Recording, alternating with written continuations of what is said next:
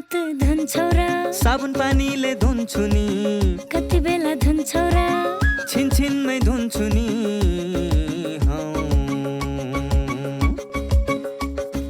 घरमा पस्दा अफिस पस्दा सधैँ धुन्छु हात कोरोनालाई यसै गरी भगाइदिन्छु म त घरमा पस्दा अफिस पस्दा सधैँ धुन्छु हात कोरोनालाई यसै गरी भगाइदिन्छु म त भान्सा छिर्नु अगाडि खाना खानु अगाडि जहाँ त्यही छोएपछि हातले छोपी खोकेपछि हात धुन्छौ र साबुन पानीले धुन्छु नि कति बेला धुन्छौ र छिनछिनमै धुन्छु नि कोरोनाबाट बच्ने 3 उपायहरू। व्यक्ति बीच 2 मिटर टाढा बस्ने, घरबाट बाहिर निस्कँदा मास्क लगाउने र बेला बेलामा साबुन पानीले मिची 20 सेकेन्डसम्म हात धुने। कोरोनाबाट आफू पनि बचाउँ र अरूलाई पनि बचाउँ। दर्शकवृन्द नमस्कार। कार्यक्रम स्वस्थ जीवनको आजको श्रृङ्खलामा यहाँलाई हार्दिक स्वागत छ। कार्यक्रम लिएर आज पनि हामी उपस्थित भएका छौँ एनटिभी प्लस, एनटिभी कोहलपुर र एनटिभी इटहरीका पर्दाहरूमा अनि विभिन्न सामाजिक सञ्जालहरूमा। नेपाल सरकार स्वास्थ्य तथा जनसङ्ख्या मन्त्रालय, राष्ट्रिय स्वास्थ्य शिक्षा सूचना तथा सञ्चार केन्द्र र नेपाल टेलिभिजन बीचको सहकार्यमा यो कार्यक्रम निर्माण एवं प्रसारण हुने गर्छ। कार्यक्रमका विषयवस्तु स्वाभाविक रूपमा स्वास्थ्यसँग सम्बन्धित रहने गर्छन्। दर्शकवृन्द, नेपालको संविधानको मौलिक हकमा नै स्वास्थ्यलाई राखिएको कारणले गर्दा पनि हरेक नेपाली नागरिकले आधारभूत स्वास्थ्य सेवा निःशुल्क पाउनुपर्छ भन्ने मान्यता रहेको छ।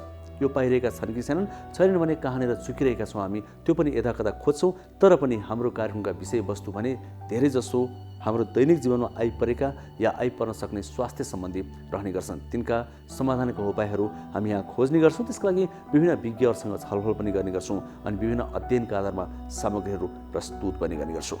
हजुर, आज पनि हामीसँग यो 1 घण्टाको समयमा विभिन्न सामग्री रहेका छन्। आउनुहोस् ती सामग्रीतिर प्रवेश गरौँ।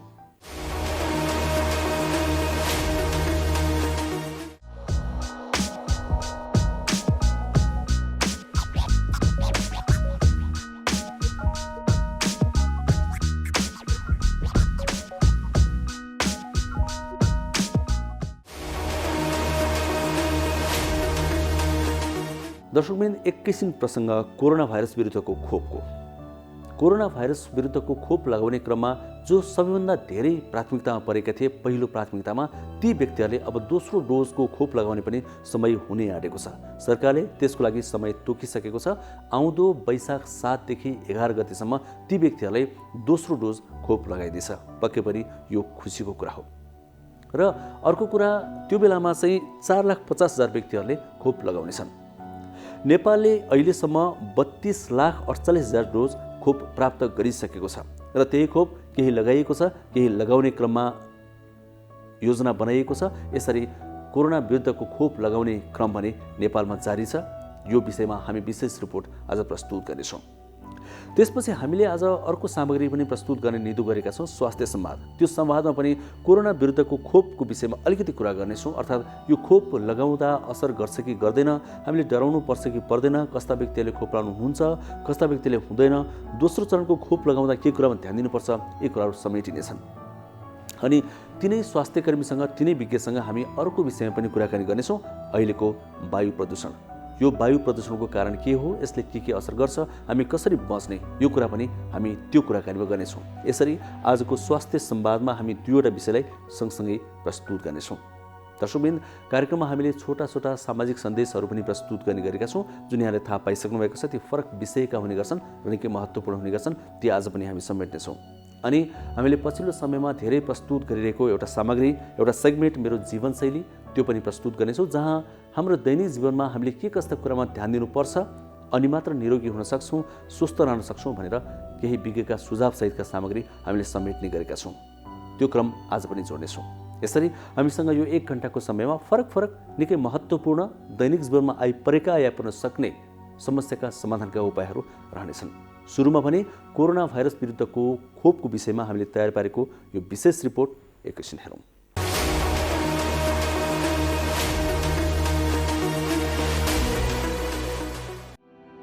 स्वास्थ्य तथा जनसङ्ख्या मन्त्रालयले कोरोना भाइरस विरुद्धको खोप अभियान अन्तर्गत पहिलो प्राथमिकतामा परेकाहरूको दोस्रो डोजको खोप आगामी वैशाख 7 देखि 11 गतेसम्म लगाउने तयारी गरेको छ। मन्त्रालयले पहिलो प्राथमिकतामा परेकाहरूको दोस्रो डोजको खोप लगाउने समय निर्धारण गरेको हो, जसमा 4,50,000 जनाले यो खोप लगाउनेछन्। पहिलो प्राथमिकतामा पर्ने स्वास्थ्यकर्मी, सीमा क्षेत्रमा खटिने सुरक्षाकर्मी, 65 वर्षभन्दा माथिका ज्येष्ठ नागरिक, कैदीबन्दी, अस्पताल एवं शव व्यवस्थापनमा काम गर्ने कर्मचारी र दीर्घ रोगी लगायतका व्यक्तिहरूले खोप लगाउनेछन्। हालसम्म 32,48,000 डोज खोप सरकारले ल्याएको छ। चीन सरकारले गत सोमबार 8 लाख कोरोना विरुद्धको भेरोसेल खोप नेपाललाई उपलब्ध गराएको छ। यसअघि भारतबाट ल्याइएको 32,48,000 र भारतीय सेनाले उपलब्ध गराएको 1 लाख गरी हालसम्म नेपालले 32,48,000 कोरोना विरुद्धको खोप प्राप्त गरेको हो।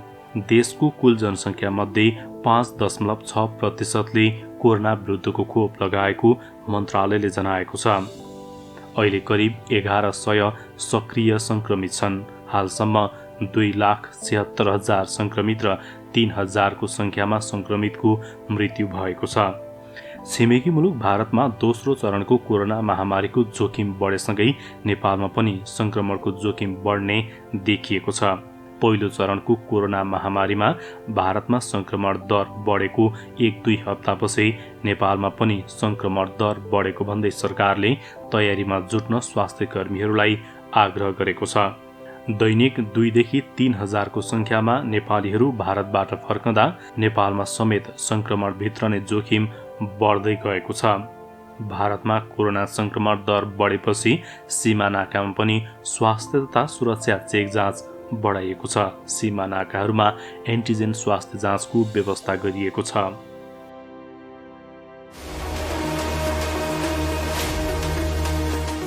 कोरोना भाइरस महामारीको अवस्थामा सुरक्षित गर्भावस्था।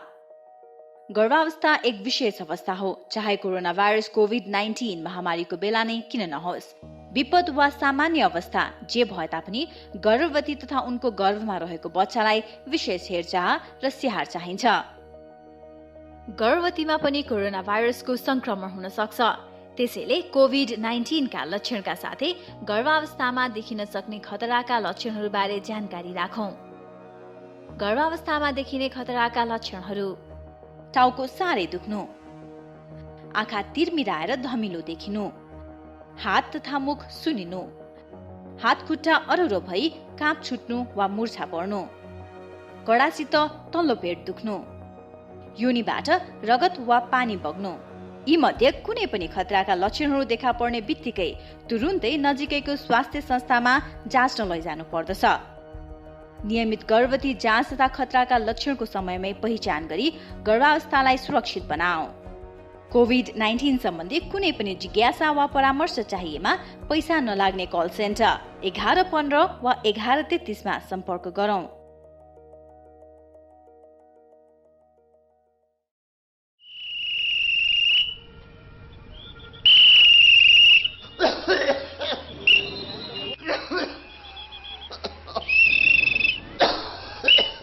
यो मान्छेले यसरी लगातार खोक्न थाल्नुमा कति भयो?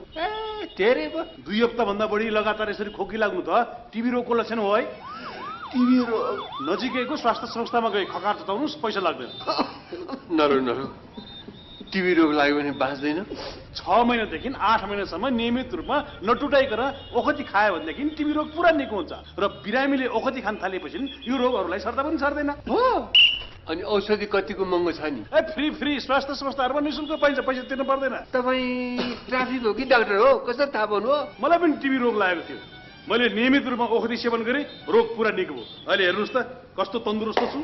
त्यसो भए यो भाइलाई यतैबाट सिधै लगेर स्वास्थ्य संस्थामा खकार जोड्न लैजान्छु। कृपया आजदेखि नै क्षयरोग विरुद्धको अभियानमा एकजुट हौँ। नमस्ते, म डाक्टर रितेश थापा, म एउटा मनोचिकित्सक हो। अहिले यो कोरोनाको महामारीमा हामी सबैजना छौँ। यसले गर्दाखेरि हामी सबैलाई असर परिरहेको छ। तर मैले एउटा चिकित्सकको नाताले भन्नुपर्दाखेरि यो पनि अरू रोग जस्तै यो कोरोना पनि एउटा रोग हो। यसबाट हामी सबैजनाले सामान्य उपायहरू अपनाएर बच्न सक्छौँ। त्यही भएर कोही पनि व्यक्तिलाई चाहिँ कोरोना सङ्क्रमित व्यक्तिलाई हेला नगरौँ, किनभने कोरोना त हाम्रो 10 दिन 14 दिनमा हामी ठिक हुन्छौँ उपचार गरेर या नगरी पनि सेल्फ आइसोलेसन ठिक हुन्छौँ। तर जुन मानसिक यातना जुन भोग्नुपर्छ त्यो हेलाले अवहेलनाले गर्दाखेरि त्यो चाहिँ पछिसम्म पनि लामो समयसम्म पनि रहिरहन सक्छ।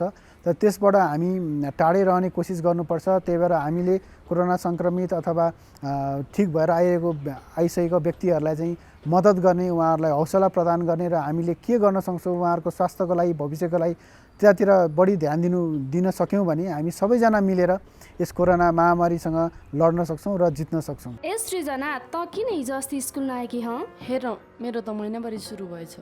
ए त्यही भएर पो स्कुल नआएकी? मलाई त पहिला एकदमै डर लागेको थियो, पछि आमाले सम्झाउनु भएपछि बल्ल बुझेँ। अनि स्कुल त आउनु पर्थ्यो नि त। आफूलाई कस्तो लाज लागेको थियो।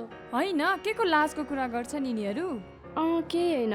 सृजना पनि आइछन् त आज। अनि हिजो अस्ति कहाँ गएकी थियौ? खास कुरा उसको महिनावारी सुरु भएर समस्या भएछ मिस। महिनावारी हुनु समस्या होइन, यो त किशोरीहरूमा हुने सामान्य प्राकृतिक कुरा मात्रै हो। सामान्यतया महिनावारी 10 देखि 15 वर्षका किशोरीहरूमा सुरु हुन्छ। यो स्वाभाविक कुरा हो। महिनावारी हुँदाखेरि डराउने, चिन्ता लिने गर्नु हुँदैन। महिनावारी हुँदाखेरि अरू बेला जस्तै स्कुल आउनुपर्छ, तर व्यक्तिगत सरसफाइ भने बढी नै गर्नुपर्छ। महिनावारी भएको समयमा दिनहुँ नुहाउने, सफा कपडा लगाउने, सफा ठाउँमा सफा बिछौनामा सुत्ने, सफा प्याड लगाउने गर्नुपर्छ। महिनावारी हुँदा घर परिवार सँगै राखेर किशोरीहरूलाई पोसिलो खानेकुरा खुवाउनुपर्छ।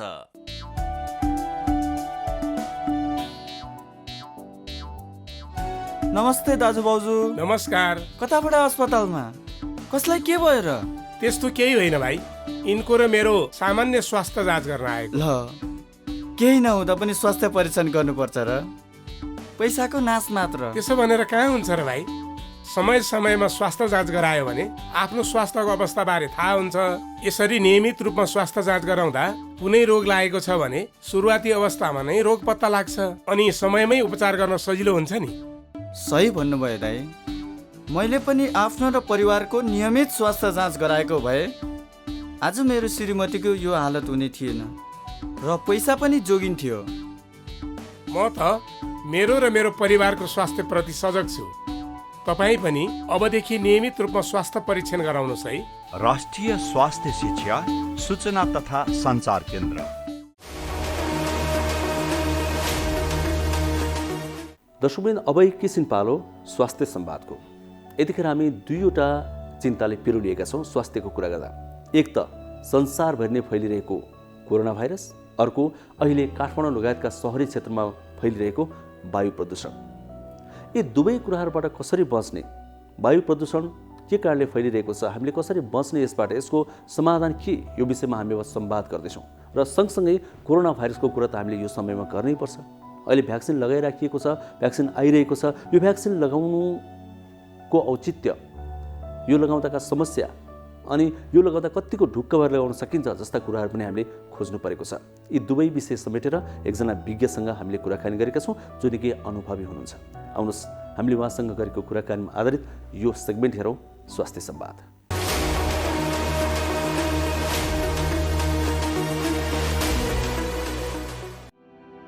गत शुक्रबारदेखि काठमाडौँ उपत्यका लगायत मुलुकका विभिन्न स्थानमा प्रदूषणको मात्रा बढेको छ।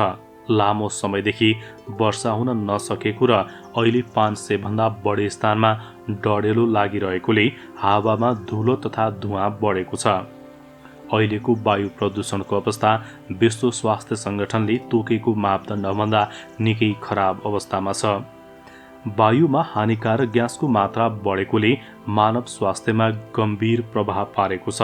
यो प्रदूषणले छाती, घाँटी, फोक्सो र नाक सम्बन्धी विभिन्न संक्रमण हुने जोखिम बढेको चिकित्सकहरूले बताएका छन्। अहिलेको प्रदूषणको अवस्थाबाट ज्येष्ठ नागरिक, बालबालिका, दीर्घरोगी र मुटुका रोगी जस्ता मानिस बढी प्रभावित छन्। वायु प्रदूषण बढेसँगै बालबालिका, ज्येष्ठ नागरिक र बिरामीलाई घरबाट बाहिर ननिस्कन चिकित्सकहरूले सुझाव दिएका छन्। वायु प्रदूषणले मानिसको स्वास्थ्यमा प्रत्यक्ष असर गरिरहेको हुन्छ। प्रदूषणको तत्काल असर दीर्घरोगी, बालबालिका र ज्येष्ठ नागरिकमा देखिए पनि दीर्घकालीन रूपमा यसको असर सबैमा पर्दछ। प्रदूषणले स्वास्थ्यमा पार्ने असरबारे फिजिसियन डाक्टर अमित गौलीसँग हामीले संवाद गरेका छौँ। यो अहिले जुन एकदमै जल्दो बल्दो समस्याको रूपमा देखिएको वायु प्रदूषण छ, यो मुख्यतः यो काठमाडौँ एरियामा हो। वायु प्रदूषणले चाहिँ जनमानसको स्वास्थ्यमा निकै नै ठुलो नकारात्मक असर छोड्ने गर्दछ। वायु प्रदूषणको लागि चाहिँ वायु प्रदूषण मापदण्ड एउटा क्राइटेरिया हुन्छ। हजुरको 2.5 PM अथवा चाहिँ हजुरको 40 माइक्रोग्रामभन्दा बढी हजुरको चाहिँ कणहरूको साइज अथवा त्यसको चाहिँ त्यहाँको प्रेजेन्स हुन थाल्यो भने चाहिँ हजुरको वायु प्रदूषण भयो भनेर चाहिँ हामीले बुझ्ने गर्छौँ। र वायु प्रदूषण हुने विभिन्न कारणहरू रहेका छन्। हजुरको वायु प्रदूषण हुने कारणहरूमा जस्तै हजुरको पेट्रोलियम पदार्थबाट सञ्चालित गाडीहरू हैन, त्यहाँबाट निस्किने धुवाँ, त्यसले पनि वायु प्रदूषण हुन्छ। जस्तै अरू कारणहरू भनेको हजुरको चाहिँ यो निर्माणाधीन सडकहरू हैन, पूर्वाधार निर्माणको क्रममा हुने प्रदूषण, त्यसले पनि धुलोहरूबाट चाहिँ वायु प्रदूषण हुने गर्दछ। अर्को हजुरको वायु प्रदूषण हुने कारण भनेको चाहिँ हजुरको यो जुन कृषिजन्य वस्तुहरू अथवा फोहोरहरू जुन हाम्रो नेपाली समाजमा अलिकति नकारात्मक एउटा नराम्रो बानी रहेको छ, जलाउने, हजुर जलाउने र एकदमै त्यो धुवाँले गर्दाखेरि पनि वायु प्रदूषणले चाहिँ त्यसले पनि धेरै नै त्यो पनि एउटा ठुलो हिस्सा वायु प्रदूषणको रहेको छ। र अर्को चाहिँ यो जुन हजुरको यो उद्योग कल कारखानाहरू, इटा भट्टीबाट निस्किने धुवाहरू हैन, यो सबै कुराहरू पनि वायु प्रदूषणका मुख्य कारकहरू रहेको छ। हजुर, यो कहिलेकाहीँ चाहिँ जस्तै अब कतै आगलागी भयो भने या कुनै मरुभूमिहरूमा, जस्तै राजस्थानको कुरा आएको थियो, मरुभूमिहरूमा ठुलो हावा चलेर चाहिँ त्यहाँ धुलोहरूका कणहरू माथि गयो भने त्यसले हावाले बगाएर पनि ल्याउँछ भनिन्छ हैन। नेपालमा त्यसको पनि प्रभाव कहिलेकाहीँ देखिन्छ नि है।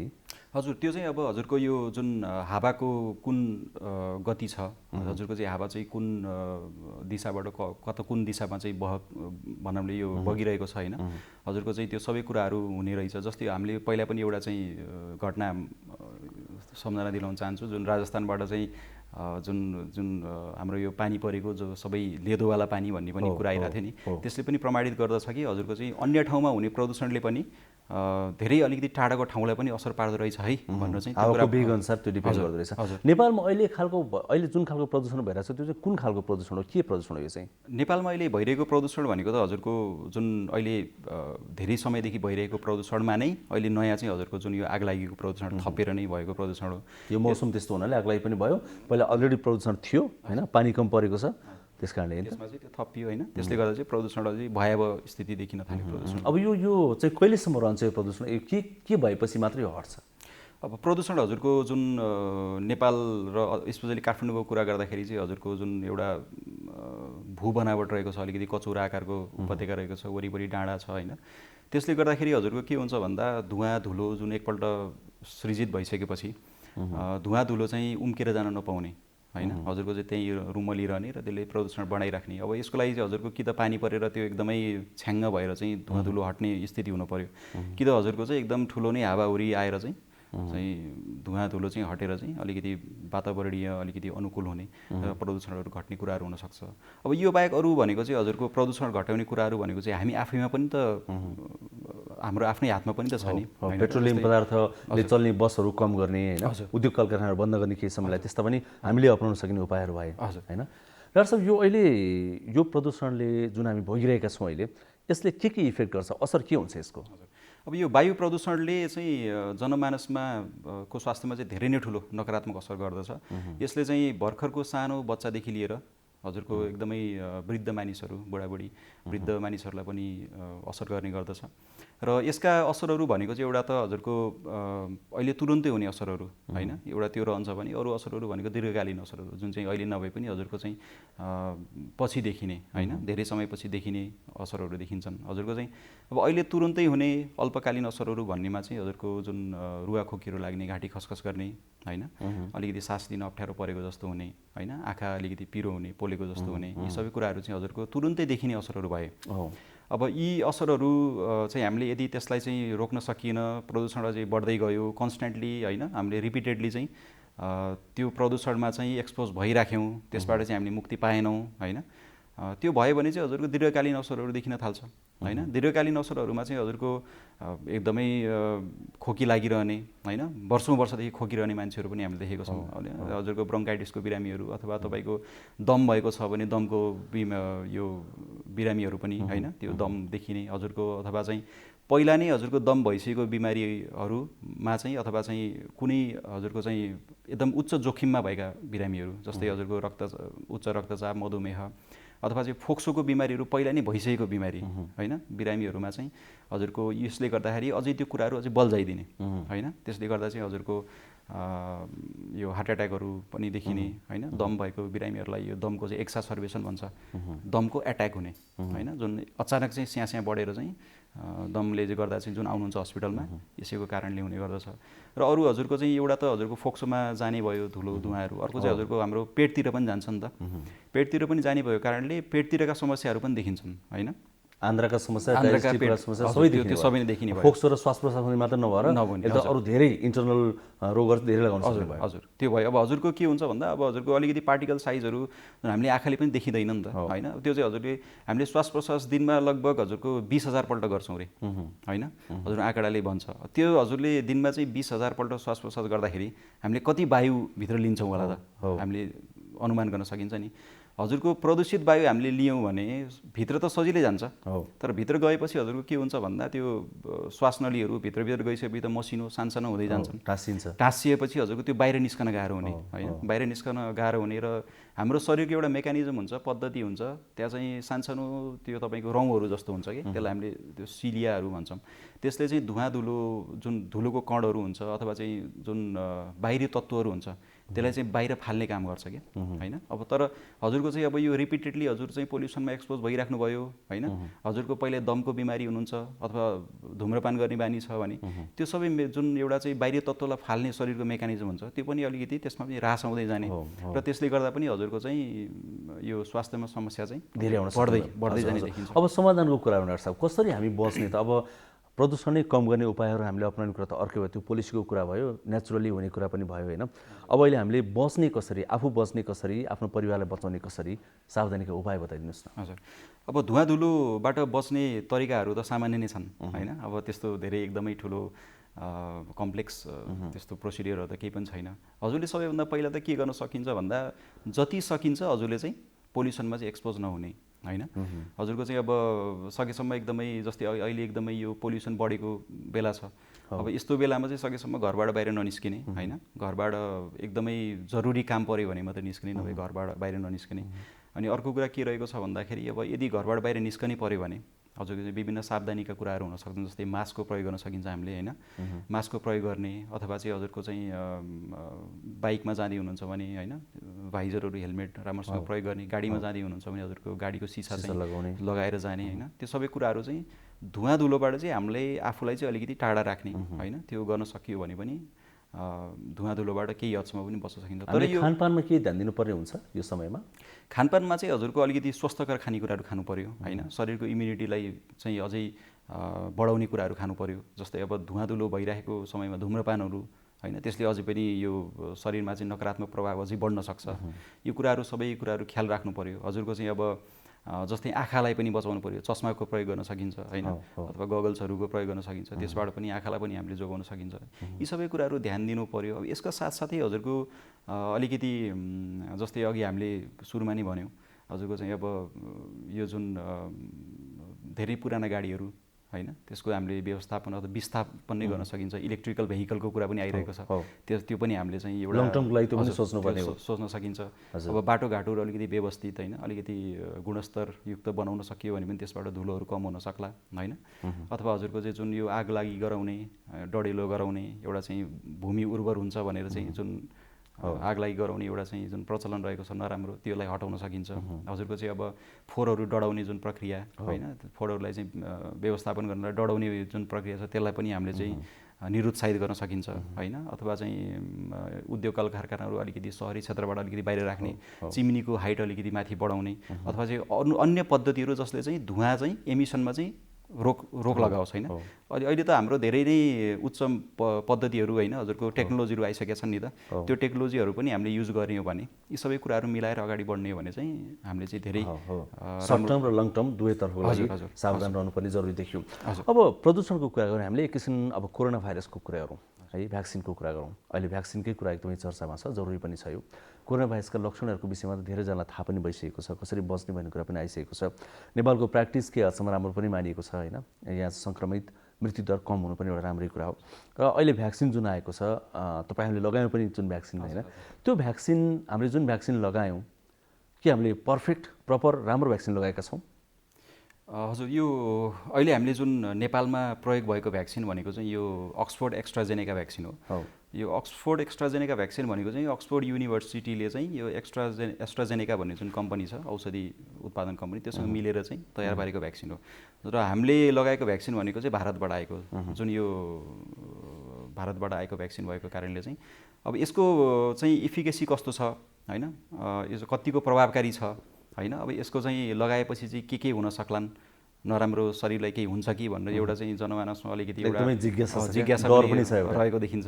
अब यो भ्याक्सिन चाहिँ हजुरको के रहेछ भन्दाखेरि शरीरमा चाहिँ जुन हामीले भ्याक्सिन प्रवेश गराइन्छ, भ्याक्सिन प्रवेश गराउने भनेको चाहिँ एउटा अलिकति निष्क्रिय भाइरस mRNA, त्यसको एउटा जुन हामीले जुन कोरोनाको देखेर हुन्छौँ नि त्यो काँडा स्पाइकहरू त्यो चित्रहरूमा पनि देखेर हुन्छौँ नि, त्यो स्पाइक प्रोटिन भन्ने हुन्छ कि त्यो स्पाइक प्रोटिन चाहिँ हाम्रो शरीरभित्र प्रवेश गरेर त्यो हाम्रो शरीरको कोशिकाहरूमा टाँसेर त्यसबाट चाहिँ उसको यात्रा सुरु हुने होइन। हाम्रो शरीरले चिन्ने भनेको चाहिँ स्पाइक प्रोटिनलाई हो होइन, स्पाइक प्रोटिनलाई चिन्ने हो। र भ्याक्सिनले के गर्दो रहेछ त भन्दाखेरि हाम्रो शरीरलाई चाहिँ त्यो स्पाइक प्रोटिन बाट चाहिँ अलिकति सजग बनाइदिने कि, ताकि पछि हजुरको चाहिँ भाइरसले त्यो स्पाइक प्रोटिन सहित आयो भने चाहिँ ए ल केही नराम्रो कुरा हुँदैछ है भनेर चाहिँ शरीर चाहिँ पहिले सतर्क अवस्थामा बस्ने। जस्तै हामीले चाहिँ घरमा चाहिँ चोरी नहोस् भनेर जुन गार्डहरू राखिन्छ नि, एक्ज्याक्टली त्यस्तै होइन। हजुरको चाहिँ 100% नहोला तर यसले धेरै ठुलो कुरा पनि हुन्छ नि। सतर्क मात्रै गराउँछ कि त्यस्तो भाइरसहरू आएपछि तिनीसँग फाइट पनि गर्छ? होइन, यसले त हजुरको भाइरसहरू आएपछि त्यसलाई त हजुरलाई भाइरसले गर्ने नराम्रो कामहरूलाई रोक्ने भयो, त्यसलाई निष्क्रिय बनाउने भयो। जुन हाम्रो शरीरमा एन्टिबडीहरू फर्मेसन हुन्छन् त्यसले चाहिँ भाइरसको अगेन्स्टमा चाहिँ कामहरू गर्ने भयो नि त होइन, आक्रमण गर्न नसक्ने स्थिति बनाउने भयो होइन अन्तिममा त। हजुर, त्यो चाहिँ हुन्छ। फेरि कसैको के देखिन्छ भन्दाखेरि अब जति अब एकदमै रोग प्रतिरोधात्मक शक्ति कम भएका बिरामीहरू होइन, उनीहरूको चाहिँ भ्याक्सिन लगाएपछि पछि कोभिड पोजिटिभ पनि आएको देखेका छौँ हामीले हाम्रो प्र्याक्टिसमा, त्यस्तो हामीले देखेको छौँ। तर त्यो भयो भन्दैमा भ्याक्सिनै नलगाउने भन्ने पनि त होइन नि होइन र। अब भ्याक्सिन चाहिँ हजुरको लगाएर हुने फाइदाहरू पनि त धेरै छन् नि, त्यो हेर्नु पऱ्यो नि त होइन। त्यो कारणले चाहिँ भ्याक्सिनका फाइदाहरू धेरै छन्। भ्याक्सिन लगाउनमा चाहिँ हामी डराउनु भएन, हजुर भ्याक्सिन लगाउनमा नै धेरै फाइदा छ जस्तो लाग्छ मलाई। जस्तै सुरुमा के पनि आएको थियो भने कोरोनाकै भाइरसहरू पनि त्यो भ्याक्सिन भित्र पठाइन्छ। कोरोना भाइरस भित्रबाट स्ट्रङ भाइरस पठाएपछि अनि त्यहाँ आउने बाहिरका भाइरसहरूलाई उसले परास्त गर्छ, त्यस कारणले गर्दाखेरि पनि त्यहाँ कोरोनाको भाइरस पठाइन्छ, त्यस कारणले ज्वरो आएको, त्यस कारण लक्षण देखियो भने त्यसै त्यो सत्य होइन होइन। कोरोनाको त्यो निष्क्रिय अवस्थामा रहन्छ, किनसम्म हजुरको के हुन्छ भन्दाखेरि बाहिरबाट कुनै फरेन बडी भन्छ नि, जुन बाहिरी तत्त्वहरू कुनै पनि हाम्रो शरीरमा गयो भने शरीरले चाहिँ त्यो बाहिरी तत्त्वलाई फाल्न खोज्छ कि होइन। अब हजुरको चाहिँ कुनै एउटा टेरिटोरीमा कुनै पुरानो जुन राज्यमा चाहिँ विदेशी सैनिकहरू आउँदाखेरि त्यो सैनिकहरूलाई लखेट्न खोज्छन् नि, हो त्यस्तै एउटा हजुरको चाहिँ हाम्रो शरीरले पनि त्यो लखेट्न खोज्ने हो, त्योसँग चाहिँ लड्ने भयो। त्यसलाई चाहिँ आफ्नो शरीरबाट बाहिर लखेट्ने होइन, परास्त गर्ने एउटा चाहिँ माध्यम भनेको चाहिँ शरीरको त्यो रियाक्सनरी फोर्स होइन, शरीरभित्र चाहिँ केही भइरहेको छ है भनेर देखाउने एउटा मेकानिजम मात्रै हो त्यो चाहिँ। जस्तै पहिला चाहिँ 28 देखि 32-34 दिनसम्ममा दोस्रो चरणको लगाउने भन्ने कुरा थियो, अहिले फेरि 8 देखि 12 हप्तापछि लगाउने भन्ने कुरा आयो होइन। यो चाहिँ के साइन्टिस्टहरू आफै कन्फ्युजनमा परेका हुन् कि खास के हो यो कुरा चाहिँ? होइन, अब यस्तो छ हजुरको यो कोभिडको भ्याक्सिन जुन छ यो त एउटा त के छ भन्दाखेरि अलिकति हाम्रो ट्रायल पिरियड पनि कम भयो होइन। अब यो हजुरको यो कोभिड रोग बिमारी भनेको सङ्क्रमण भनेको चाहिँ हजुरको नयाँ बिमारी भयो नि त हाम्रो लागि होइन। हजुरको चाहिँ कतिपय कुराहरू रिसर्च भइरहेको स्थिति छ, कतिपय कुराहरू रिसर्च सकिसकेको छैन, अझै धेरै कुराहरू हामीले चाहिँ पत्ता लगाउनु पर्ने स्थिति अझै पनि छ नि त होइन। जस्तै पुरानो हजुरको फ्लूको भ्याक्सिनहरू, निमोनियाको भ्याक्सिनहरूमा त हामीले धेरै रिसर्चहरू गरेर त्यो भ्याक्सिनको बारेमा धेरै पत्ता लगाएर त्यो भ्याक्सिनको धेरै A to Z सबै कुरा थाहा पाएर नै त त्यो प्रयोग गरिरहेको छौँ। अब अहिले यो भ्याक्सिनको चाहिँ सबै कुरा नथाहा पाए पनि हजुरले चाहिँ यो भ्याक्सिनले चाहिँ जनमानसलाई असर गर्दैन है भन्नेसम्मको थाहा पाएर नै यो भ्याक्सिन ल्याइएको हो होइन। अब हजुरको चाहिँ यो फेज 3 ट्रायल सम्पन्न गरेर नै ल्याएको भ्याक्सिन हो यो होइन। त्यो फेज 3 ट्रायल भनेको त त्यो हजुरको त्यो यदि सफल भयो भने भ्याक्सिन गर्न सकिन्छ भन्ने नै एउटा त्यही त टाइमको कुरा चाहिँ। जस्तै पहिला थोरै दिनमा लगाउने कुरा थियो, अहिले धेरै दिनमा लगाउने कुरा भयो, त्यो चाहिँ के कारणले रहेछ भन्ने कुरा? त्यो यस्तो हुन्छ हजुरको अब जुन एकपल्ट भ्याक्सिन लगायो भने हजुरको चाहिँ म्याक्सिमम 1 वर्षसम्म त्यसको इम्युनिटी रहन्छ नि त होइन। त्यो कारणले हजुरको चाहिँ अब छोटो समयमा छोटो इन्टरभलमा भ्याक्सिन लगाउनुको कुनै औचित्य नरहने जस्तो भयो नि त। हजुरको अलिकति लामो ग्यापमा लगायो भने हजुरको त्यो इम्युनिटी पनि अलिकति लामो समयसम्म रहने भयो भन्ने हिसाबले पनि त्यो पनि हुनसक्छ, एउटा त्यो कारण पनि हुनसक्छ। अर्को कुरा के रहेको छ भन्दाखेरि हजुरको यो जुन हामीले लगाएको अक्सफोर्ड एस्ट्राजेनेका भ्याक्सिन छ यसको इफिकेसी पनि हजुरको 70% जति हुन्छ कि प्रभावकारी 70% भएको कारणले चाहिँ जुन हामीले 2टा डोज लगाउने भन्ने कुरा गरिरहेको छौँ 2टा डोज लगाउने पर्ने कारण पनि त्यही भएर हो। जस्तै हजुरको एउटा जोन्सन एन्ड जोन्सन भ्याक्सिनको जुन अहिले अलिअलि कुरा सुनिराखेको छ नि त्यो चाहिँ सिङ्गल भ्याक्सिन मात्रै हो, एकचोटि मात्रै लगाउने। यसको हामीले लगाउने नेपालमा लगाइराखेको अक्सफोर्ड एस्ट्राजेनेका भ्याक्सिनको चाहिँ 2 पल्ट लगाउनु पनि कारण त्यही भएर। हजुर हजुर। अहिले चाइनाबाट जुन भ्याक्सिन आएको छ नि 8 लाख डोज भर्खरै आयो नि, त्यो चाहिँ कतिको भरपर्दो भ्याक्सिन हो? त्यो पनि राम्रै भ्याक्सिन हो, त्यो पनि राम्रै भ्याक्सिन हो। त्यसको पनि इफिकेसी चाहिँ 70% अराउन्ड अथवा त्योभन्दा अलिकति बढी हो। अब हजुरको चाहिँ भ्याक्सिनहरू अहिले अब अलिकति समय पनि अलिकति चेन्ज हुँदै गइसकेको अवस्था छ, अलिकति टाइम बाई गर्ने स्थिति पनि त मिल्यो नि त। त्यो कारणले चाहिँ अब अहिले सबै टेस्टेड भ्याक्सिन्सहरू हुन्। हजुरले चाहिँ नेपालमा ल्याइएर हजुरले चाहिँ कतिपय के पनि सुनिन्छ भन्दाखेरि हजुरको यो ट्रायल गर्न लागेको कि नेपालमा भ्याक्सिनहरू ल्याएर त्यो पनि होइन, त्यो पनि एउटा सुनिन्छ नि त होइन। जनमानसमा अलिकति त्रासको वातावरण, त्रासको त्यो माहौल पनि हामीले सुनियो। अब तर त्यो धेरै हदसम्म सत्य पनि होइन, किन भन्दाखेरि त्यो एकदमै टेस्ट गरेर हजुरको चाहिँ त्यो स्टडिजहरू सबै पुरा गरेर ल्याएको भ्याक्सिनहरू भएको कारणले त्यस्तो चाहिँ नहोला भन्न चाहन्छु। जस्तै सुरुमै जो यो क्षेत्रमै काम गर्नुहुन्छ डाक्टर साहबहरूले लगाएपछि त धेरैलाई विश्वास पनि त्यसबाट पनि हुनु पर्यो होइन, आधार मुख्य आधार त्यो पनि हो होइन। एउटा अब कतिपय चाहिँ सामान्य कुराहरू तर हामीले गर्नै पर्ने कुराहरू, कतिपय दोहोरिँदा तेरिँदा पनि फरक नपर्ने कुराहरू हामी आज ती पनि कुरा उठाउँछौँ। जस्तै कसैलाई लक्षण देखिन्छ, कसैलाई केही पनि हुँदैन भ्याक्सिन लगाएपछि, यो के कारणले? भ्याक्सिन लगाएपछि त्यो हामीले पनि देखिरहेको छौँ। अब हजुरको कसैलाई चाहिँ भ्याक्सिन लगाएपछि केही पनि हुँदैन हजुरले भनेको जस्तो होइन, कसैलाई चाहिँ हजुरको त्यो भ्याक्सिन लगाएको ठाउँमा अलिकति पेन हुने अथवा त्योभन्दा अझै बढ्दै गयो भने हजुरको पेन शरीरमा पनि हुने, पुरै शरीरमा हुने, अथवा त्योभन्दा पनि अझै बढ्दै गयो भने ज्वरो पनि निस्कने होइन, त्यो हुन्छ। अब यो सबै भनेको हजुरको चाहिँ शरीरको स्थिति कस्तो छ, मानिसको इम्युनिटी कस्तो छ, रोग प्रतिरोधात्मक शक्ति कस्तो छ होइन। हजुरको चाहिँ प्रत्येक मान्छेको चाहिँ शरीरको फिजियोलोजी, शरीरको संरचना एउटै खालको हुँदैन। अब त्यो भएको कारणले त्यो शरीरले चाहिँ त्यो नयाँ जुन पदार्थ, नयाँ जुन तत्त्व हाम्रो शरीरमा आएको छ त्यसलाई कसरी रियाक्सन गर्छ, कसरी फाइट ब्याक गर्छ भन्ने कुरा नै हो। शरीरको बनावट, शरीरको फिजियोलोजी, शरीरको इम्युनिटीमा नै भर पर्ने कुरा हो, जुन चाहिँ व्यक्तिपछि फरक हुन्छ। त्यही भएर रेस्पोन्स पनि फरक आएको होला। डराउनु पर्ने छैन त्यसमै? त्यस्तो डराउनु पनि छैन, त्यस्तो लाग्दैन। अब एकचोटि फेरि भनिदिनुहोस् न, जस्तै कस्ता व्यक्तिहरूले यो भ्याक्सिन प्रयोग गर्नु हुँदैन, प्रयोग गर्न नहुने व्यक्ति चाहिँ को?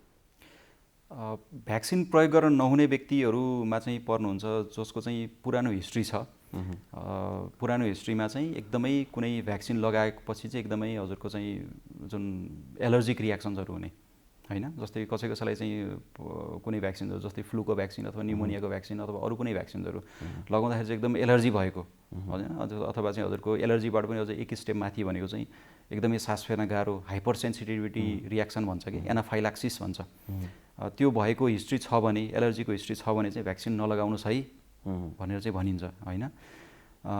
तर यो बाहेक अरू सामान्य स्थितिको मानिसहरूलाई चाहिँ हामी भ्याक्सिन लगाउनु सही नै भन्छौँ। ज्येष्ठ नागरिकले पनि लगाउँदा हुँदैछ भन्दै देखिहाल्यो, नेपालमा पनि लगाइयो, असर खासै देखिएन होइन। भने चाहिँ भ्याक्सिन लगाउँदा चाहिँ यो अब यहाँ त इन्टरनल मेडिसिनको प्र्याक्टिस गरिरहनु भएको व्यक्ति होइन, कस्ता कस्ता इन्टरनल डिजिजहरू भएको व्यक्तिले भ्याक्सिन लगाउनु हुँदैन, त्यो पनि होला नि केही रोगहरूको विषयमा? जस्तै अब कहिलेकाहीँ भनिन्छ अब अलिकति त्यो इम्युनोसप्रेसन ड्रग्सहरू, औषधिहरू भन्छन् नि, त्यो लगाएको व्यक्तिहरूलाई लगाउनु चाहिँ हुँदैन कि भन्ने एउटा छ। तर यस्तो कुरामा के हुन्छ भन्दाखेरि हजुरको रिस्क बेनिफिट रेसियो भन्छ कि हजुर अनि रिस्क बेनिफिट रेसियोमा के हुन्छ भन्दाखेरि चाहिँ हजुरको कुनै पनि कुरा गर्दाखेरि चाहिँ त्यसबाट फाइदा कति बेफाइदा कति भन्ने हुन्छ कि हजुरको चाहिँ सबै कुरालाई चाहिँ एउटा व्हाइट साइड र ब्ल्याक साइड भनेर चाहिँ छुट्याउनु भएन, कतिपय कुरा ग्रे लाइन पनि हुन्छ नि त होइन, त्यसरी पनि हामीले चाहिँ विश्लेषण गर्नुपर्ने हुन्छ। हजुरको चाहिँ अब अलिकति रिस्की भए पनि बेनिफिट यति धेरै नै बढी छ भने होइन किन नलगाउने भन्ने पनि कुरा हुन्छ नि त। त्यो भएको कारणले चाहिँ के हुन्छ भन्दाखेरि मेरो हिसाबले चाहिँ अथवा हाम्रो जुन अहिले देखिएको छ हाम्रो रिसर्चहरू अथवा चाहिँ जुन वैज्ञानिक खोज अनुसन्धानहरूबाट देखेको हिसाबले चाहिँ हजुरको सिभियर एलर्जी भएको बिरामी बाहेक अरूमा चाहिँ हजुरको रिस्क बेनिफिट रेसियो हेरेर भ्याक्सिन लगाउनु नै बुद्धिमानी हुन्छ भन्ने। जस्तै अब सामान्य प्रधानमन्त्रीले पनि लगाउनु भयो, जसको किडनी ट्रान्सप्लान्ट गरेको हामीलाई थाहै छ होइन, प्रेग्नेन्ट महिलाले हुन्छ कि हुँदैन? प्रेग्नेन्ट महिलाहरूले चाहिँ फर्स्ट हजुरको केही हप्ता चाहिँ लगाउनु हुँदैन भन्ने चलन यो रहेको छ। केही सुरुको केही हप्ता चाहिँ लगाउनु हुँदैन भनिन्छ, त त्यसपछि लगाउन सकिन्छ नि भनिन्छ। कोभिड पोजिटिभ भएका व्यक्तिहरूले त लगाउँदा केही फरक परेन?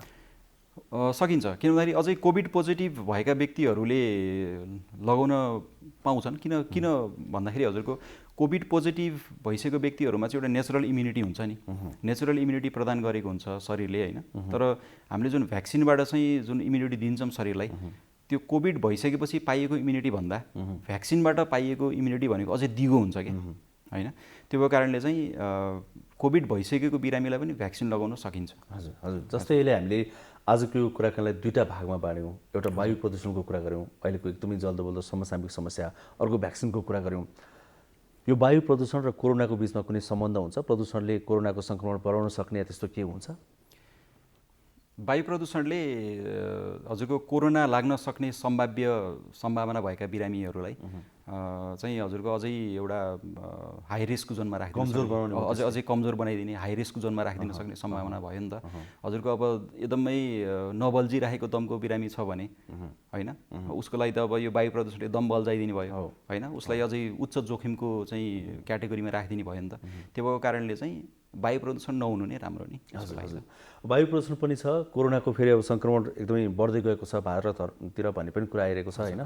अब यहाँले जुन प्र्याक्टिस गरिरहनु भएको छ, बिरामीहरू हेरिरहनु भएको छ होइन, अब सावधानी त हस्पिटलमा आएपछि पक्कै अपनाउनुहुन्छ होइन। तर सकेसम्म धेरै व्यक्ति घरमा बसेको राम्रो भन्ने कुरा आएको छ नि त अहिले होइन।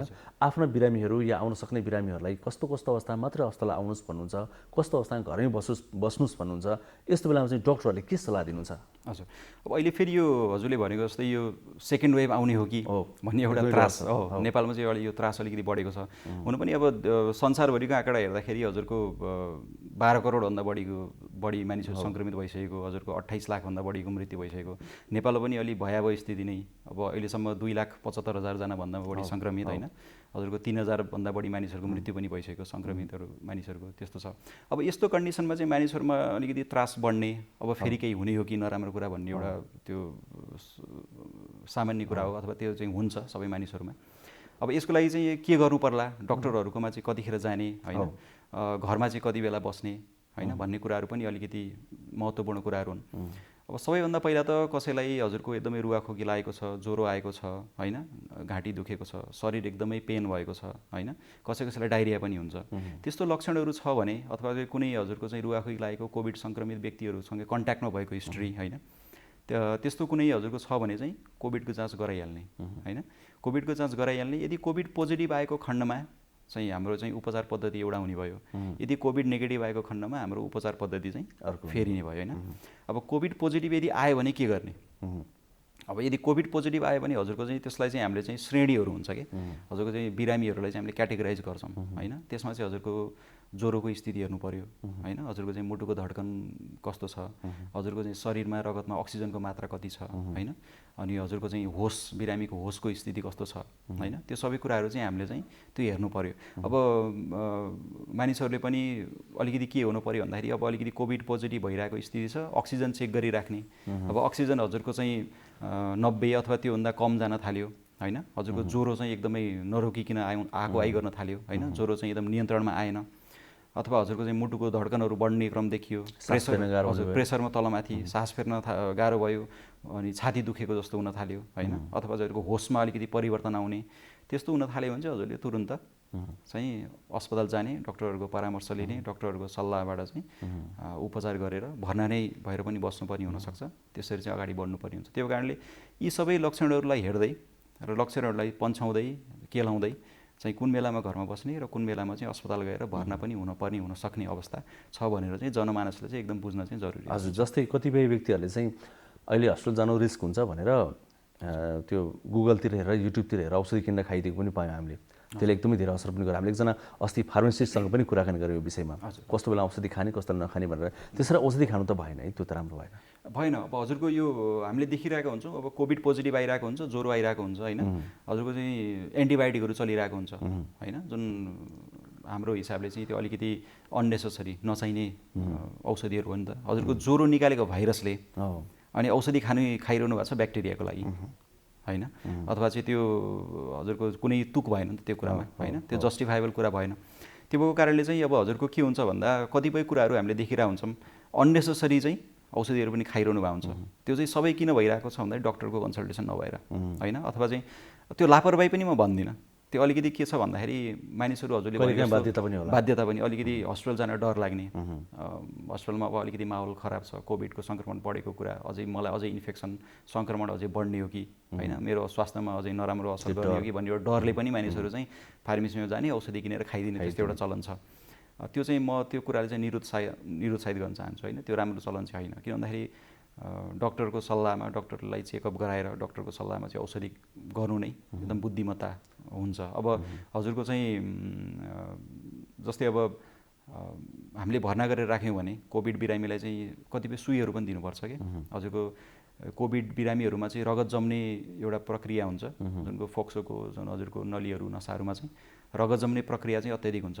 त्यो रगत नजमोस् भनेको कारणले हामीले चाहिँ रगत पातलो बनाउने औषधिहरू पनि दिनुपर्ने हुन्छ, होइन, त्यो सुईको माध्यमहरूबाट दिनुपर्ने हुन्छ। जस्तै हजुरको चाहिँ अब स्टेरोइड औषधिहरू हुन्छ, त्यो दिनुपर्ने हुन्छ। कसैलाई हामीले चाहिँ अब त्यो कोभिडको चाहिँ एउटा जुन कतिको कडा खालको कोभिड छ, अक्सिजनको अवस्था के छ त्यो हेरेर चाहिँ एउटा रेमडेसिभिर औषधिहरू भन्ने हुन्छ, जुन एन्टिभाइरल औषधिहरू, हामीले त्यो पनि दिनुपर्ने हुनसक्छ। अब यी सबै औषधिहरू त घरमा बसेर त उपलब्ध गराउन सकिएन नि त, होइन त। त्यो भएको कारणले चाहिँ उपयुक्त समयमा उपयुक्त हिसाबले नडराइकन नआत्तिकन र समयमा नै डक्टरको कन्सल्टेसन चाहिँ गराउनु एकदम अनिवार्य कुरा रहेको छ। भरपर्दो डाक्टर साहब हुनुहुन्छ भनेदेखि सम्पर्क गर्दा भयो, हस्पिटल चाहिँ जानु पर्यो? हजुर, परिआएको खण्डमा आवश्यक पर्यो भने त जानु नै पर्यो। अब अहिले यो कोरोना महामारीको बेलामा सबैभन्दा महत्त्वपूर्ण कुरा भनेको मास्क हो सुरक्षाको लागि। त्यसैले मास्कको बारेमा चाहिँ थाहा पाउनु एकदमै जरुरी छ। अहिले धेरैले मास्कको प्रयोग गरिरहनु भएको छ, तर जतिले प्रयोग गरिरहनु भएको छ उहाँहरूले पनि यो राम्रो तरिकासँग प्रयोग नगरिरहेको अवस्था छ। त्यसैले मैले अहिले मास्कको बारेमा यो कसरी यसलाई सही तरिकाले प्रयोग गर्ने भन्ने बारेमा यहाँहरूलाई म केही कुराहरू बताउन चाहन्छु। मास्क मोटामोटी रूपमा हामीले 3 प्रकारका अहिले देखिराखेका छौँ। पहिलो प्रकार भनेको यो N95 मास्क छ। यो N95 मास्क भनेको यस्तो प्रकारको छ। यो N95 मास्कमा पनि 2 प्रकारको छ। एउटा यस्तो भल्भ भएको छ, यहाँ यस्तो भल्भ छ यसमा, र अर्को थरीमा चाहिँ भल्भ छैन।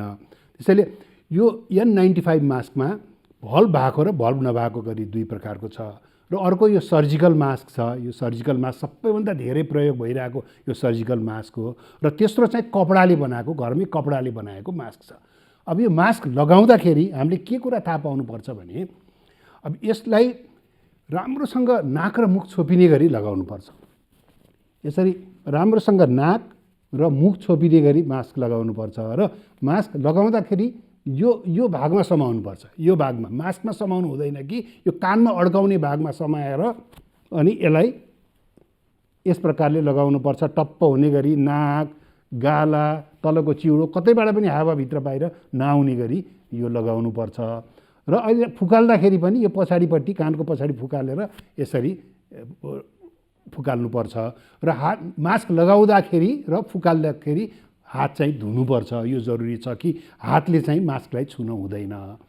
यो पहिलो कुरो हो। दोस्रो कुरो, अब यो मास्क अब कहिलेसम्म लगाइरहने, यो आज लगाउने भोलि पर्सि कहिलेसम्म लगाउन मिल्छ भन्दाखेरि यो N95 मास्क बलियो छ, यसलाई तपाईँले पुनः प्रयोग गर्न सक्नुहुन्छ। यो महँगो पनि छ। यो स्वास्थ्य कर्मीहरूले प्रयोग गर्नुहोस् भनेर हामीले धेरै जस्तो जोड दिइराखेका छौँ। यसलाई चाहिँ लगाइसकेपछि घरमा गएर एकचोटि पखालेर साबुन पानीमा पखालेर घाममा सुकाइदिँदाखेरि हुन्छ भने यो सर्जिकल मास्क जुन चाहिँ धेरै आम नागरिकहरूले प्रयोग गरिरहनु भएको छ, यसलाई दोहोऱ्याएर प्रयोग गर्न हुँदैन। यो डिस्पोजेबल हुन्छ। एकचोटि लगाएपछि यसलाई फाल्नुपर्छ। तर अब केही कारणले गर्दा यसलाई दोहोऱ्याएर फेरि प्रयोग गर्नु पर्यो भने यसलाई धुन हुँदैन। धोएपछि यो बिग्रन्छ। यसलाई घाममा सुकाइदिनु भयो, राम्रोसँग घामको किरणमा सुकाइदिनु भयो भने त्यो फेरि यसलाई प्रयोग गर्न सकिन्छ। कम्तीमा यसलाई 1 देखि 2 घन्टा चाहिँ घाममा सुकाउनुपर्छ। त्यसैले यो मास्कको बारेमा हामीले यति कुरा। अर्को कुरा के छ त भन्दाखेरि मास्क, कपडाको मास्क पनि उत्तिकै प्रभावकारी छ। अब कपडाको मास्क तपाईँले 3वटा लेयर, 3वटा तहको कपडाको मास्क बनाउन सकिन्छ, र त्यसलाई घरमा मजाले धोएर त्यसलाई घाममा सुकाएर पुनः प्रयोग गर्न सक्नुहुन्छ। त्यसैले मास्कै नलगाउनुभन्दा जस्तो प्रकारको मास्क भए पनि मास्क लगाउनु उचित हुन्छ। र अहिले कोरोना भाइरसबाट बच्ने सबैभन्दा महत्त्वपूर्ण हतियार भनेको मास्क नै हो। त्यस कारणले यो मास्कलाई चाहिँ सही तरिकाले लगाउनुहोस् भन्ने मैले अनुरोध गर्न चाहन्छु। हाम्रो एक सन्तान छ, अर्को तुरुन्तै जन्माउने इच्छा छैन। त्यसैले परिवार योजनाको लामो अवधिका केही अस्थायी साधनहरूको बारेमा सल्लाह लिउँ भनेर आएको। तपाईहरु जस्तो लामो अवधिको गर्भान्तर गर्न चाहनेहरूको लागि इम्प्लान्ट वा आयुसिडी नै ठिक हुन्छ। अनि यो इम्प्लान्ट आयुसिडी कहाँ कसरी प्रयोग गरिन्छ, कति समय काम गर्छ होला? इम्प्लान्ट चाहिँ महिलाहरूको पाखुराको छाला मुनि राख्ने र यो एक पटक राखेपछि 5 वर्षसम्म गर्भ रहँदैन। अनि आयुसिडी नि? आयुसिडी चाहिँ महिलाहरूको पाठेघरमा राखिन्छ र यो एक पटक राखेपछि 12 वर्षसम्म गर्भ रहँदैन। बीचमै सन्तानको रहर भयो भने? यदि तपाईहरुलाई बीचैमा सन्तानको रहर भएमा यी दुवै साधनहरूलाई झिक्न पनि सकिन्छ। अनि यी दुवै अस्थायी साधनहरू कतिको सुरक्षित छन् त? सुरक्षित र प्रभावकारी छन्। तपाईहरुले केही डर मान्नु पर्दैन। पहिला तपाईहरु सल्लाह गर्नुहोस्, त्यसपछि सेवाको लागि त हामी जहिले आउनुहुन्छ तयार छौँ। नमस्ते, म डाक्टर विजेश राज घिमिरे, क्यान्सर रोग विशेषज्ञ। म यहाँहरूलाई आज हाम्रो क्यान्सर र कोभिडको बारेमा केही भन्न गइरहेको छु। यहाँहरूलाई थाहै छ हामी यो क्यान्सर बिरामीहरूमा हाम्रो रोगसँग लड्ने क्षमताहरू अलिक कम भएको हुनाले यो हाम्रो कोभिड या यो रोग चाहिँ उहाँहरूलाई केही गरी भइहाल्यो भने चाहिँ अलिकति जटिल रूपमा जान सक्ने र ज्यान पनि जान सक्ने किसिमबाट अगाडि बढ्न सक्ने भएको हुनाले हामीले चाहिँ क्यान्सर रोगको बिरामीहरूलाई चाहिँ यसबाट बच्न र यसबाट सावधानी अपनाउन चाहिँ एकदमै धेरै नै जरुरी छ। त्यसैले गर्दाखेरि म यहाँहरू सबैलाई अरूहरूले त सबैले गर्नु नै पर्छ, तर यहाँ क्यान्सर रोगीहरूले चाहिँ र क्यान्सरबाट उपचार गराइरहेका या क्यान्सर लागेर निको भइसकेका बिरामीहरूले चाहिँ यसमा एकदमै नै धेरै याद गर्नुहोला। अर्को कुरा चाहिँ के छ भनेदेखि हामीले अब क्यान्सरको लागि भनेर उपचार गर्नै पर्ने बिरामीहरू जसको लागि चाहिँ हाम्रो अलिक मतलब निको पार्न सकिने खालका रोगीहरू चाहिँ क्यान्सरको उपचारमा आउनलाई एकदम जरुरी छ। कोरोनाकै बिचमा पनि हामीले उपचार दिइरहेका छौँ र यसमा चाहिँ कि यहाँहरू आत्तिनु पर्दैन, हामीले सबै हाम्रो आफ्नो प्रिकसनहरू लिएर उपचार गरि नै रहेका छौँ। तर पनि अब धेरै बिरामीहरू चाहिँ यहाँ के भन्छ क्यान्सरको अब उपचार सकिसकेर जेनरल फलोअपमा या कुनै जरुरी नभइकन पनि हस्पिटल कहिलेकाहीँ फाटाफुट्टा आउने गर्नु भएको छ। उहाँहरूलाई हामी के भन्न चाहन्छौँ भने जरुरी भएमा मात्रै हस्पिटल आइदिनु होला, होइन भने चाहिँ हामी सबैलाई मोबाइलबाट या अरू कुनै माध्यमबाट चाहिँ फोन गरेर अथवा हामीले उहाँहरूलाई यहाँ परामर्श दिन सक्छौँ र सबै चाहिएको मान्छे चाहिँ क्यान्सर उपचारमा आउनु होला, जरुरी पनि छ। तर नचाहिएका मान्छेहरू चाहिँ घरमै बस्नु होला र पर्नु पर्यो भनेदेखि चाहिँ डाक्टरसँग चाहिँ अरू माध्यमबाट चाहिँ हामीलाई सम्पर्क गर्नु होला। दर्शकवृन्द, कार्यक्रममा यहाँलाई फेरि पनि हार्दिक स्वागत छ। हामी NTV plus, NTV Kohalpur, NTV इटारमा यो कार्यक्रम लिएर दैनिक रूपमा आउने गर्छौँ, आइ पनि रहेका छौँ। अब एकैछिन जीवनशैलीको कुरा गरौँ। हामीले हाम्रो शरीरलाई कतिको स्वस्थ राख्ने भन्ने कुरा चाहिँ हाम्रो जीवनशैलीमा भर पर्छ। हामीले खानेकुराहरू, हामीले शारीरिक अभ्यास के कसरी कति गर्छौँ त्यो कुरा, हाम्रो जीवनयापन गर्ने तरिका के कस्तो छ, हामीले सोच्ने तरिका के कस्तो छ, हामीले आराम गर्ने तरिका के कति छ, यी विभिन्न कुराहरूले असर गर्छन् भन्ने गर्छन् विज्ञहरू। त्यसो भए हामी स्वस्थ रहनको लागि हामीले के गर्नुपर्छ, यिनी कुरा समेटेर हामीले एउटा सामग्री, एउटा सेगमेन्ट दैनिक रूपमा जस्तै राख्ने गरेका छौँ। त्यो क्रमलाई आज पनि जोड्दैछौँ। सेगमेन्टको नाम हो मेरो जीवनशैली। आउनुहोस् एकजना विज्ञको यो सुझाव हेरौँ।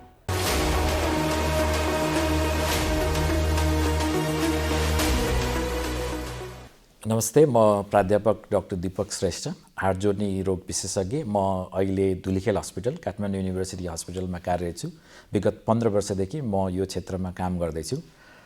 साधारणतया हाम्रो हाड जोड्ने अथवा मांसपेशीको स्वास्थ्यको लागि हाम्रो रहनसहन, खानपिन, एक्सर्साइज, योग धेरै कुराहरूबाट असर पार्छ।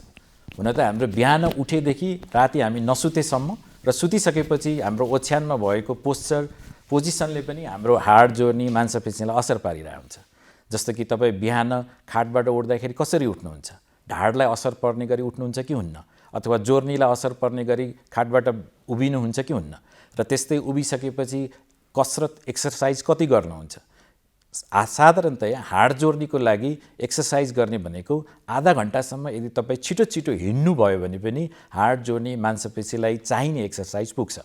तर त्यो भन्दैमा 30 मिनटपछि तपाईँ एक्सर्साइज नै नगर्ने पनि होइन। विभिन्न रोगहरूको रोकथामको लागि जस्तै मुटुको रोग, चिनीको रोगहरूको लागि एक्सर्साइज अथवा योगा एकदमै अपरिहार्य र प्रभावपूर्ण उपचार अथवा रोकथामको उपाय हुन सक्छ। 30 मिनट तपाईँ आधा घन्टा तपाईँ छिटो छिटो हिँड्नुभयो भने हाम्रो हाड जोड्ने मांसपेशीको लागि चाहिने एक्सर्साइज चाहिँ पुग्छ। त्यस्तै खानपिनमा पनि तपाईँको सन्तुलित खानपिन छ कि छैन भन्ने कुरा तपाईँले विचार गर्नुपर्छ। दाल, भात, सागसब्जी, फलफुल, दुध तथा दुधबाट बन्ने पदार्थहरू जस्तै दही, पनिर, चिज र मासु, माछाले सही मात्रामा खान सक्यो भने हड्डी अथवा मांसपेशी तपाईँको स्वस्थ रहन्छ। 30 वर्षभन्दा अगाडि हामीले हाम्रो शरीरमा राखेको क्याल्सियम जुन चाहिँ हामी दुध दहीबाट बढी पाउँछौँ त्यो चाहिँ ब्याङ्कमा राखेको जम्मा गरेको पैसा जस्तो हो। किनभने 30 वर्ष अगाडिसम्म मात्रै जम्मा गर्न सकिन्छ। 30 वर्षपछि जम्मा भएको क्याल्सियम हामीले प्रयोग मात्र गर्न सक्छौँ, जम्मा गर्न सक्दैनौँ। त्यसैले 30 वर्षभन्दा अगाडि तपाईँले दुध, दही र क्याल्सियम पाउने फलफुलहरू प्रशस्त मात्रामा खानुपर्दछ। र त्यस्तै तपाईँ अफिसमा काम गर्नुहुन्छ अथवा कुनै व्यवसायमा हुनुहुन्छ भने ढाडको, विशेष गरी ढाड जोड्ने घुँडा र हिपलाई कसरी सही मात्रामा तपाईँ राख्ने भन्ने कुरा पनि याद गर्नुपर्ने हुन्छ।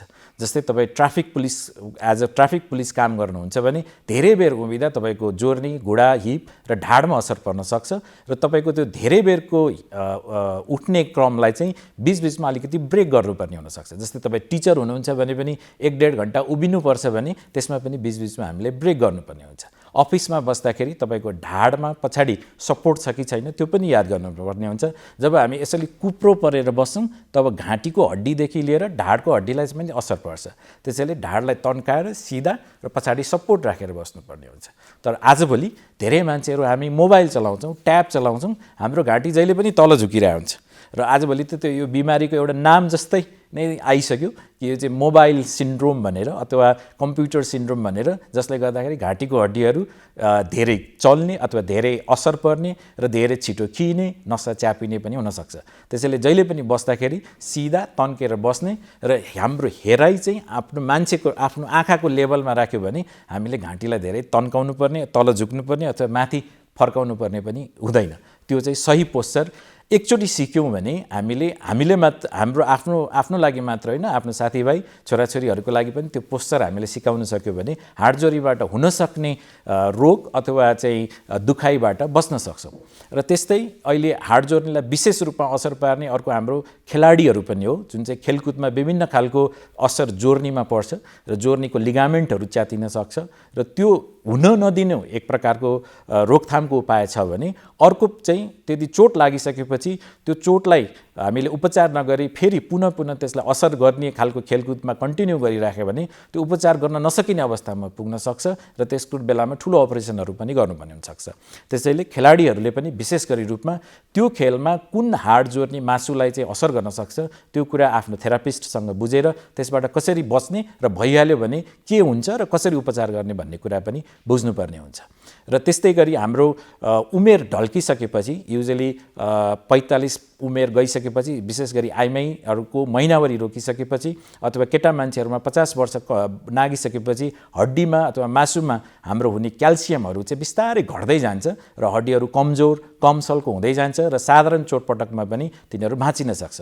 त्यसैले 45 नागिसकेपछि हामीले हड्डीलाई चाहिने क्याल्सियमको प्रशस्त सप्लिमेन्ट चाहिँ अथवा त्यसको रिप्लेस चाहिँ हामीले गरिराख्नुपर्ने हुन्छ र चोटपटकबाट बच्नुपर्ने हुन्छ। जवान अथवा यङ मान्छेहरूमा हड्डीको चोट लाग्नु र उमेर ढल्किसकेपछि लागेको चोटपटकको उपचार गर्नमा उमेर ढल्किसकेकोलाई अलिक गाह्रो हुनसक्छ, हड्डी जोडिन ढिलो हुनसक्छ, च्यातिएको मासु ठिक हुनलाई टाइम लाग्न सक्छ र त्यसैले चोटपटकबाट बच्नु चाहिँ एकदमै अनिवार्य छ उमेर गइसकेपछि। त्यति भन्दै पनि यङ मान्छेहरूले पनि आफ्नो हाड जोड्ने मासुको सही सन्तुलन र स्वस्थ राख्न जरुरी छ। विशेष गरी चोटपटकबाट चाहिँ हामीले बच्नुपर्ने हुनसक्छ।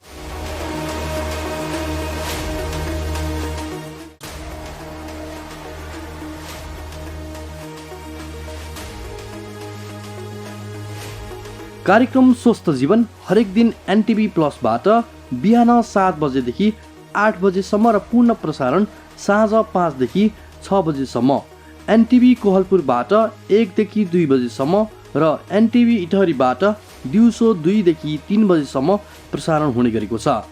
स्वास्थ्य सम्बन्धी यहाँहरूको कुनै जिज्ञासा वा समस्या भएमा हामी सम्बन्धित विज्ञहरूबाट समाधान खोजी कार्यक्रममा प्रसारण गर्नेछौँ।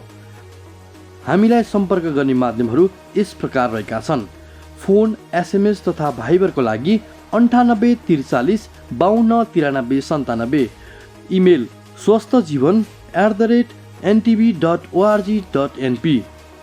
यस कार्यक्रमको बारेमा आफ्नो सल्लाह, सुझाव र प्रतिक्रिया पनि यहाँहरूले यिनै माध्यम मार्फत दिन सक्नुहुनेछ। साथै कार्यक्रममा के कस्ता सामग्री, विषय वा विज्ञहरू समेट्नु पर्ला भन्ने विषयमा पनि सुझाव दिन सक्नुहुन्छ। कार्यक्रम यहाँहरूले सामाजिक सञ्जाल मार्फत पनि हेर्न सक्नुहुनेछ। YouTube Nepal television, mobile application Nepal television, Facebook facebook.com/naptv2041। किन लखडा तिमीहरूले कुकुरलाई? ऊ त्यहाँ नारायणले कुकुरले टोक्यो। ओहो, साउन पानी लिएर आऊ त छिटो छिटो ल्या। नारायण बाबु, काँटोको कुकुरले। कुकुर हेर्नुस् न। ए साउन पानी छिटो ल्याउनु दौडा। कसको कुकुर रहेछ? खोइ टोकेर भाग्यो। भुसिया हो कि? कुकुर साउन पानी। ल्याउ ल्याउ ल्याउ ल्याउ ल्याउ। कुनै पनि कुकुरले टोक्यो भने 5 मिनेटसम्म साबुन पानीले सफा गर्नुपर्छ। चिनेको वा पालिया कुकुर हो भने 10 दिनसम्म हेर्नुपर्छ। 10 दिनभित्र त्यो कुकुर मर्यो वा हरायो भने तुरुन्तै इन्जेक्सन लाउनुपर्छ। होइन गुरु, कहाँ खोज्नु त्यो कुकुरलाई मैले?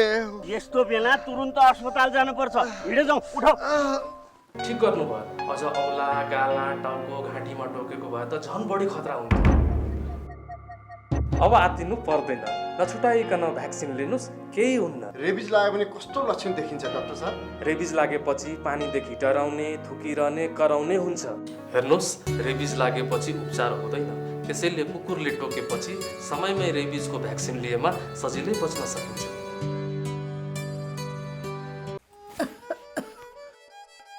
काकी, कता हिँड्नु भएको? रुगा खोकी लागेर सन्चो नभएको धेरै भयो। औषधि लिन हिँडेँ कि म त। हो, म पनि अस्ति बिरामी हुँदा एन्टिबायोटिक औषधि किनेर खाकी थिएँ। मसँग बाँकी छ, त्यही खाँदा भइहाल्छ नि। किन किन जानु पर्यो र?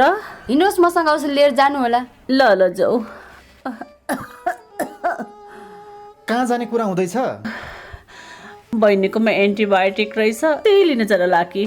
कहाँ त्यसरी एन्टिबायोटिक खानुहुन्छ त? स्वास्थ्य कर्मीको सिफारिस बिना मैले छोरीलाई एन्टिबायोटिक औषधि खुवाउँदा रोग बल्झेर छोरीले कति धेरै दुःख पाए। तुरुन्त स्वास्थ्य कर्मी कहाँ गएर जचाएर मात्र औषधि खानुहोस्। तपाईँ यहाँ आएर धेरै राम्रो गर्नुभयो। एन्टिबायोटिक औषधिको दुरुपयोगले बारम्बार रोग बल्झिएर निको हुन गाह्रो हुन्छ र हामी सबैलाई जोखिममा पारेको छ। त्यसैले सधैँ स्वास्थ्य कर्मीको सिफारिसमा मात्र एन्टिबायोटिक औषधि पुरा मात्रामा र पुरा अवधि सेवन गर्ने गरौँ। स्वास्थ्य सम्बन्धी महत्त्वपूर्ण नम्बरहरू। स्वास्थ्य सम्बन्धी कुनै पनि जानकारी र सहयोगका लागि स्वास्थ्य तथा जनसङ्ख्या मन्त्रालयका हटलाइन नम्बरहरू 1115 र 1133 वा मोबाइल नम्बर 98 512 55 839। एम्बुलेन्स सेवाको लागि 102 र 112। वैदेशिक रोजगारीको क्रममा स्वास्थ्यमा समस्या भएमा, अन्य सहयोग वा जानकारी आवश्यक परेमा श्रम, रोजगार तथा सामाजिक सुरक्षा मन्त्रालयको हटलाइन नम्बर 1141। शान्ति, सुरक्षा र अन्य सहयोगका लागि नेपाल प्रहरीको नम्बर 100। सशस्त्र प्रहरी बलको नम्बर 1114। रगत आवश्यक परेमा ब्लड बैंकको नम्बर 01 42 25 344। हजुर, कार्यक्रमको समय सकिन आँटेको छ। अब हामीले बिदा माग्नुपर्छ। हामी भोलि फेरि आउँछौँ। 1 घन्टा भोलि पनि रहन्छौँ हामी यहाँहरूसँगै। कार्यक्रम कस्तो लाग्छ, सल्लाह, प्रतिक्रिया, सुझाव पठाउन नबिर्सनुहोला। ती हाम्रा मार्गदर्शक हुन्। अर्को कुरा, यहाँहरूको पनि स्वास्थ्य सम्बन्धी कुनै जिज्ञासा छ, प्रश्न छ भने हामीलाई पठाउनुहोला। हामी तिनको उत्तर पनि खोज्ने प्रयास गर्नेछौँ, विज्ञहरूसँग छलफल गर्नेछौँ। त्यसका लागि यहाँहरूले हामीलाई टेलिफोन गर्दा पनि हुन्छ, त्यही नम्बरमा एसएमएस गर्दा पनि हुन्छ, भाइबर गर्न पनि सक्नुहुन्छ। एउटै नम्बर हो। या इमेल पनि गर्न सक्नुहुन्छ। हामीले इमेल ठेगाना देखाइरहेका छौँ स्क्रिनमा। कार्यक्रम यहाँहरूले NTV plus, NTV Kohalpur, NTV Itahari बाहेक विभिन्न सामाजिक सञ्जालहरूमा पनि हेर्न सक्नुहुन्छ। आफूलाई अनुकूल परेको समयमा हेर्न पनि सकियो। युट्युबमा हेर्न सक्नुहुन्छ, नेपाल टेलिभिजनको मोबाइल एप्समा हेर्न सक्नुहुन्छ, या वेबसाइटमा पनि हेर्न सक्नुहुन्छ। फेसबुक पेजमा हामी लाइभ गर्छौँ। नेपाल टेलिभिजनको आधिकारिक फेसबुक पेजमा हरेक दिन साँझ 5 देखि 6 बजेसम्म लाइभ गर्छौँ। अरू बेलामा पनि हेर्न सकिने हाल्यो। आजलाई छुट्टिने बेला भएको छ। हामी फेरि पनि भन्छौँ, वायु प्रदूषण छ, कोरोना भाइरसको पनि डर छ। त्यसैले काम नपरी अति आवश्यक नभए घरबाट निस्किँदा पनि सावधानीका उपायहरू अपनाऊ। अल्छी नगरौँ, हेलचेक्राइ नगरौँ। स्वास्थ्यभन्दा ठुलो कुरा त जिन्दगीमा के छ र अरू। भोलि फेरि भेटौँला। हस् त, नमस्ते।